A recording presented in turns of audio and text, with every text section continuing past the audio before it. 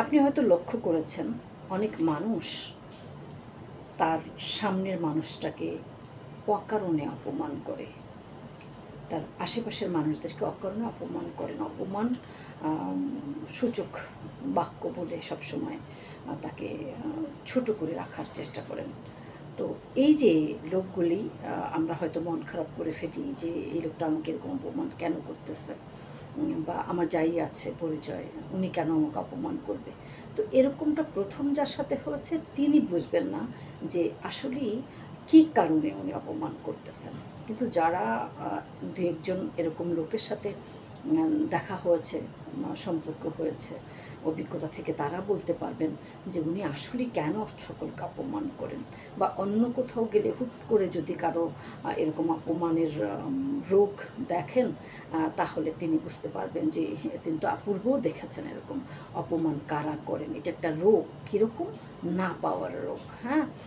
না পাওয়ার রোগ। যেমন ধরেন আপনার ভালো যোগ্যতা আছে, পড়াশোনার আপনার ভালো সার্টিফিকেট আছে বা জানাশোনা আছে, আপনার ভালো একটা বিজনেস করতেছেন, আপনি ভালো একটা চাকরি করতেছেন, আপনি দেখতে শুনতে সুন্দর, এরকম অনেক গুণাবলী মানুষ যখন সামনে চলে আসে, তখন এই লোকটার কাছে এসেছে, কিন্তু এই লোকটা দেখতেছে যে তার থেকে আপনি অনেক যোগ্য। তখন আপনাকে সে সরাসরি না বলে কথার মাধ্যমে বুঝিয়ে দেবে যে আপনি অযোগ্য, যাতে করে আপনি তাকে তোয়াজ করে চলেন।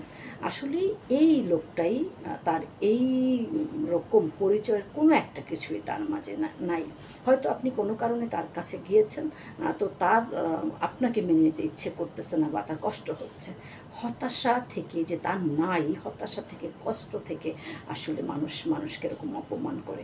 আর যিনি অপমান করেন তিনি একজন নিঃস্ব মানুষ।